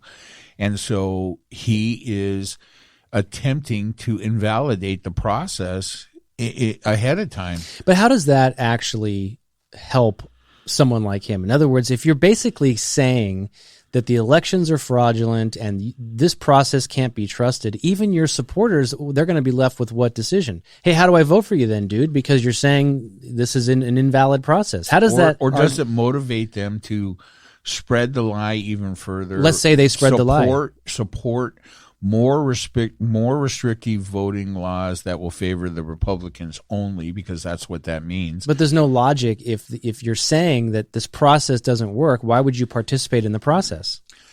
I think the idea is to motivate. Or are they hypnotized? I don't know. Yeah, I think the idea is to motivate Republicans or conservatives or whatever to support voter suppression laws, and to make the changes in state voting laws and regulations that will limit the ability of the Democrat electorate to get to the polls. Because anything they do in that process makes it better for them. But in a lot of these states, it's not the voters who are voting on those laws, right? Isn't it their state houses that are proposing legislation that they're passing, and then their governors they don't do it if they don't have support, right?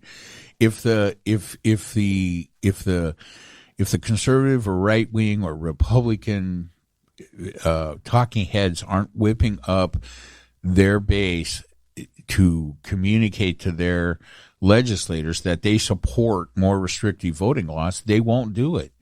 So, or vice versa, if they want to do it, if the state legislators want to do it because they know that will benefit the Republicans in the upcoming elections, if they are not hearing the public tell them, hey, we don't support this, we don't believe that, we don't want you to do that. And here's the thing, they don't really care if they're hearing that from Democrats. They only really care about what they're hearing from their Republican constituency. So it's assholes like Gomar that put this stuff out into the public, these lies out into the public domain, to influence Republicans to support their legislators that want to enact these restrictive voting laws. But don't you think at some point it's like the boy who cried wolf? If you keep saying this over and over again, and there's no evidence that ever comes to light, that even the people who were your biggest believers are ultimately going to abandon your idea because they just never saw it. You know, it's the creeping crud. You know what I mean by that? No. Like the turd that won't flush down the toilet? What are you talking about? My attempt to inject some levity into this serious conversation. The creeping crud on voter suppression started out with something that seemed relatively reasonable to a lot of people. We need voter ID, right? And I think I've even heard you say, hey, I don't see what's wrong with requiring voter ID. Well, we have it in California. I don't show my license when I vote. No, when you register to vote, you do. Right. But that's not the voter ID that has been called for. Yes, I understand.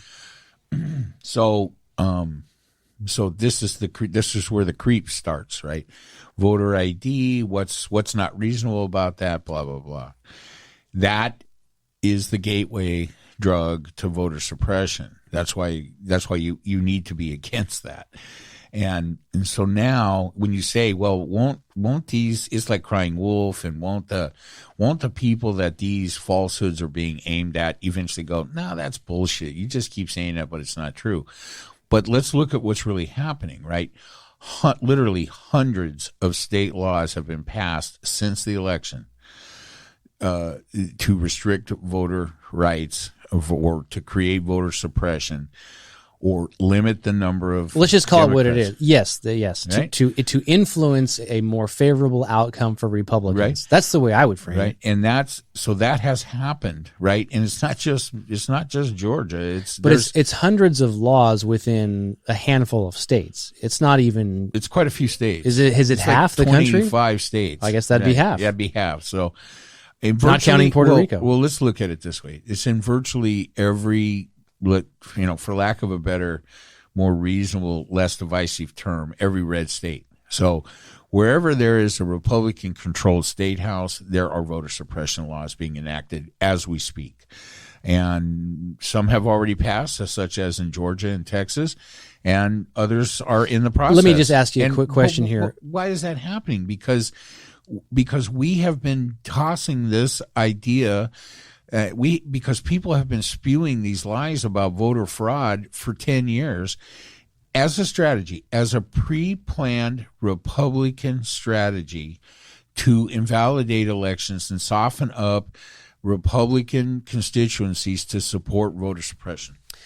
You haven't read any of these laws. I haven't read any of these laws. Do you think this is just going out on a limb. Do you think there would be anything, is it possible that there's anything good or valuable in any of these laws? I don't think so.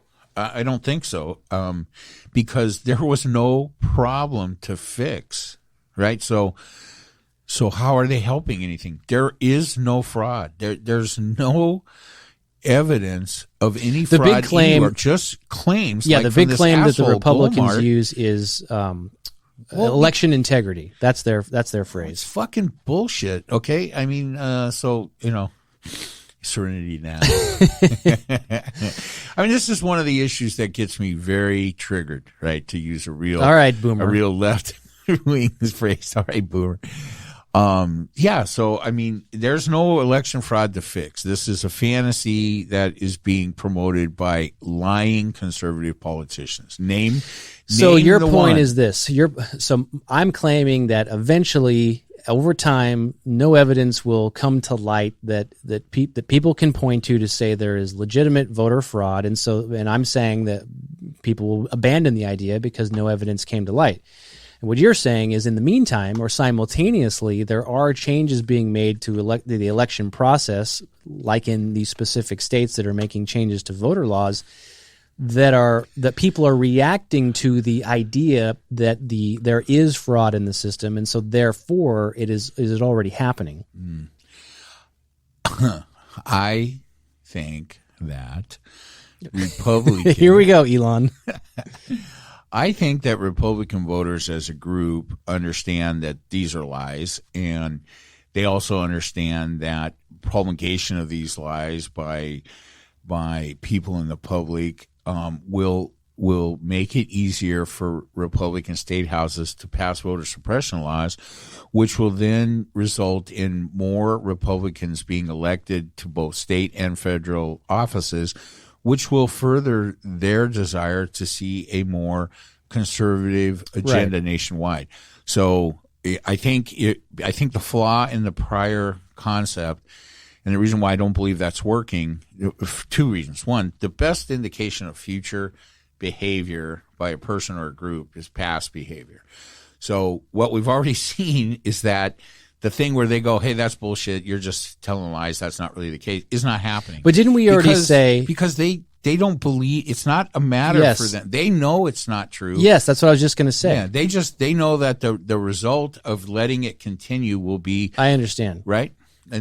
But so like I said a second ago, I haven't read these laws. You haven't read these laws. But the big things that we always hear are the changes that have been made or proposed are changes to locations that you can vote, time of day you can vote, and days, I guess, right? The days that you can vote. So if you had a voting period, like let's say 30 days, like I say, election deadline is November the 3rd, and the polls open, or the process opens, the website opens, the app opens on, pick a time, October 1st, October 15th. That eliminates all that bullshit, all that noise. Yeah, but so let me get this straight. Andrew Yang needs to call me. Yeah, really. I will give him the answer. I will send him a note to call you. But he's not a Democrat anymore, so I don't know if he'll listen to me. What is this, the Hot Chick Hour on CNBC? It's always the Hot Chick Hour on CNBC. They have gone from the ugliest people to the most attractive people on any of the networks.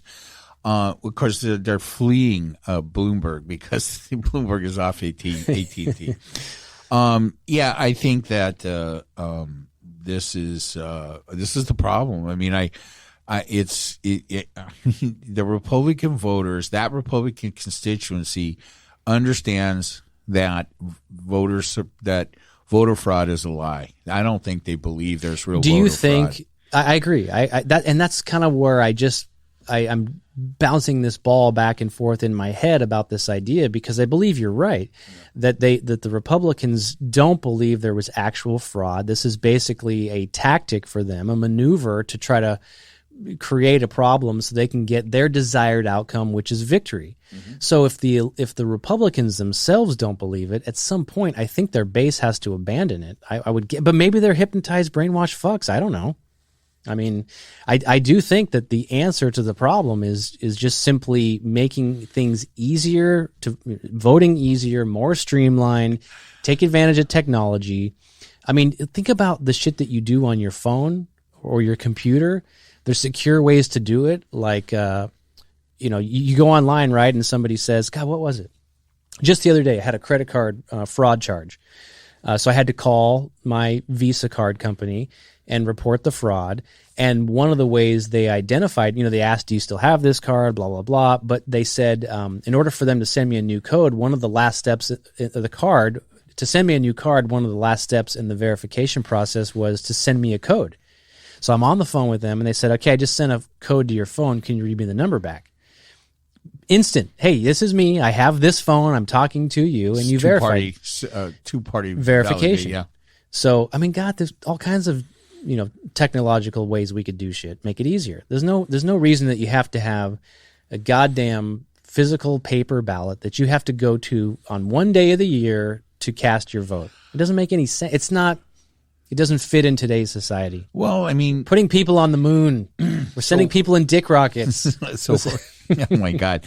In the thing I heard with Elon Musk today, Kara Swisher and Elon Musk did talk about the Bezos rocket, the shape of it and so forth, and how ridiculous it was. Okay. So, here's the problem. I think you've hit the nail on the head right there. There are ways to make elections more secure, even if there's no need to make elections more secure. But those are not the ways that are being promoted by the Republican Party in these Republican state houses across the country. The laws that they are enacting are not changes to the system that would make it easier to vote, or safer, I get it, or more secure.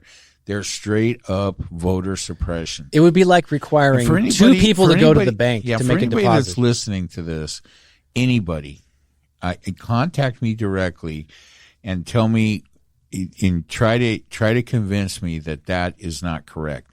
Because I've already had some experience with people trying to convince me that the voter fraud stuff is real, and no offense to anybody, but they failed miserably. So, and this is where I think Yang, referencing back to what we were talking about, an encouraging thing for me to see anybody in the public eye pushing for fact-based whatever legislation. I think is what he said, right? Not legislation. He's broad with it. What does he say? Not legislation based on bullshit and nonsense, false claims and unsubstantiated claims. Fact-based legislation, right? And that's the other thing. So, Travis, for some people, they might say, well, listen, whatever everything's a go in the quest to be victorious, right? So if the Republicans are spewing these lies about voter fraud and the Republican constituency is going along with it because ultimately it will give them the result they want, more Republican victories in the political field. But think about what is being sacrificed in order to put this strategy into place. It starts out with the denigration of facts, right? And in a democracy, facts and truth are important. When they are obscured, when they are deemed to be fraudulent, when the media, when the press, for lack of a better word, is vilified. The press is the thing that keeps all democracies Let me ask you a track. question. I know you're not Andrew Yang, but in your mind, how would you apply his fact-based policy decision-making to these voter suppression laws? In other words, the individual state houses want to make a change, and then they've got to have some process, and they say, bring your evidence that says we need this change, fact-based, if you will, and they don't have it. So therefore, those changes would not go through. Is that how you see it being applied? No, I think that in reference to what he's talking about, I think these are the tenets of his proposed third party, right? So I don't think he's proposing specific changes to enact that in the sense of an authoritarian wand being waved over the process. I think he's saying, hey, to be part of this movement, you need to be in favor of fact-based legislation. Well, they're all going to say they are. Lie-based. Yeah, they're all going to say they are. And then even the Republicans, and they're going to say we have facts that support our claims. But the truth is that they won't, and they don't. Well, so how do you apply it to decision making? That is a specific tenet in that platform. Let's call that his party platform. That speaks directly to disingenuous Republican constituents that are allowing this lie-based, untruth-based legislation to happen in the state. So I think it's just he is stating the general tenets of this group that he's putting together. And if you want to be part of it, you have to be in favor of fact-based legislating, right? And not anything specific. So I think that's just a call out on Republicans. I do too. It sounds good. It is good. I don't know how you do it, on certain things. We could agree, like climate change. You could agree that there is man-made climate change, but you could disagree on what to do about it. Look, the Democrats aren't doing anything about it except whining about it, right? And then you have a large amount of people that say, well, both sides do it, which is not actually true either, but to some degree, maybe it's true, right? I mean, I'm not ever trying to paint a picture of Democrats as being angels, right? But in comparison to the fucking nonsense that's gone on with Republicans in the last few years and currently and probably the future, it's easy for Democrats to look like angels. It is, and here's the real reason why. Republicans are not offering any solutions at all. They're not offering any ideas that if you brought somebody here who didn't know anything about America and you plopped them down and said, here's kind of how we make things work in this country, you can't point to anything the Republicans are talking about to say, here's a good idea for a way to go forward. There's just nothing there. Because when they get in power, they're the party of grievance. That's all, right? And this goes back to what I said earlier. If you're a victim, you have grievances. They're the party of grievances. Their politicians are all politicians of grievance. Everything they fucking talk about is some grievance against Democrats. And so when they get in power, when they were in power over the last previous 5-6 years, it's not huge, big ideas. They didn't declare, they didn't declare Donald Trump the king or something that would obviously create pushback, but a million small things were done. Many governmental processes and functions were dismantled, and all probably on the outward saying, well, we're for smaller government, we're for less bureaucracy, blah, blah, blah. But then you look at the specifics of what they did, and it turns out that it was all bad stuff, right? But we also, in the same breath, I also have to say, nothing that the Democrats are offering is the answer either. So what's less than an angel? Is it like... What's a step down from full angel status? Yeah, well, not full angels. I'm sure of that. I mean, as much as I've said a zillion times, and it's not actually true because I don't have a card. I'm not sure where to get one. It probably takes money. So are you not, though? Aren't you a registered Democrat? I am a registered, okay. So I guess that's what that means. I mean, when they ask you to register, I don't register as independent or libertarian or free thinking or Jesus or anything else. So yeah, I'm a registered Democrat. So I guess that's the card that you carry. But it's not because I believe in their God-given right to rule. It's because compared to the alternatives, there's just no comparison. And so how come you're choosing fucking Yang over me when I was telling you a legitimate third party needs to come in? And you didn't listen, and now we have Yang with the Forward Party. Is it because it's a catchy name? I was afraid.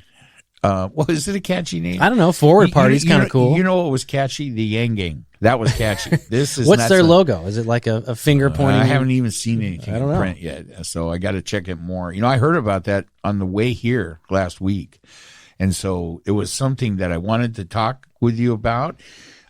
But we got so wrapped up in the other stuff. Let's try to get him on the podcast. Yeah, we haven't had a guest in a while. Yeah, reach out to your people. All right, I'll make it happen. Get them. Did we ever answer the? God, it would be great to have Andrew Yang. I will work on that. Andrew, we're here for you. We're interested in the Forward Party. Okay? We want to hear more. I'm a card-carrying Democrat, and I'm totally open to your ideas about why you're not a Democrat anymore. Yes, me too. And I will say, convince me why. Splitting the country is a bad idea. Convince me why not sure. your third party option is the way to go forward. I'm not sure he would disagree with you, but did we ever answer the Nirvana kid question that we started the top of the show with? Well, did I even get my point out? No, go ahead. Let me finish that. I probably interrupted. Go because ahead. I don't know why. I was thinking of the logo of the Forward Party of a finger, and it made me think of the dick on the kid on the album. Is that the logo? I don't know. That's what I thought of. But that kid is suing. He's suing like everybody, the surviving members of Nirvana, the label, because maybe he's even suing his parents because they put his naked body on the album cover. Is he naked? Is his dick hanging out or something? Yeah. Oh. Should that be allowed is my question. Isn't there a statute of limitations here? This is ridiculous. Well, I think that's a legitimate question. And the answer, I'm looking right now. If you're looking for the answer is no. He should not be allowed to sue. And do you think he's going to win? I don't know. You can sue for anything. I mean, I think it would be easy to, look at the evil empire, the record label, the success of Nirvana. Well, let's take that basic question about being able to sue over something down a notch to the Texas abortion Chainsaw Massacre. Yeah, Chainsaw Massacre. So giving people standing. Yeah. What do you think about that? In the Texas law? Yeah. I think it's retarded. Okay, good. You can't give people who are not legitimately part of whatever the issue was. See this. You need your glasses? Yeah. Hold on. Just for the audience is good. I'm trying to see a pic. Oh, his dick's hanging out. But it's like it's a baby dick. And I'm not being a dick. He looks like every other little naked boy. I wish I did not look that up. I don't know. It was one of those things that just caught my eye because I'm going, come on, this can't be a thing. You shouldn't be allowed to sue for this. I mean, that's a whole other thing. Should parents be allowed to put their kids in baby pageants and even in movies and TV? Wow. I guess, but we watch, you have movies and TV shows with little kids in it, and I don't just mean babies. Not naked, though. I understand, but that's not the child's decision. right? The parents. I don't, I never noticed that because I just never did because I'm not a pedophile. Right. Nobody ever Pedophile, noticed. And I bought that album when it came out. Yeah. I never noticed. I mean, it wasn't a thing. I mean, right? that's just Nirvana saying, hey, we're going to do something that goes against the culture. It was norm. edgy. Yeah. We're fucking hipsters from Seattle. Look, Kurt Cobain didn't take the fucking picture. Exactly. Right? It's nothing to do with him. Probably. So you're with me. The kids shouldn't be able to sue. Yes. Okay. Very good. I'm with you on Thank that you. one. Let's end on a positive note. We have come to agreement on the Nirvana question. All right, and in the meantime, let's say goodbye for today. Okay. Let's. I will work on Andrew Yang. Let's see if our people can talk to his people, and blah blah blah. Yeah. All right, everybody. See you next time. Bye. Bye.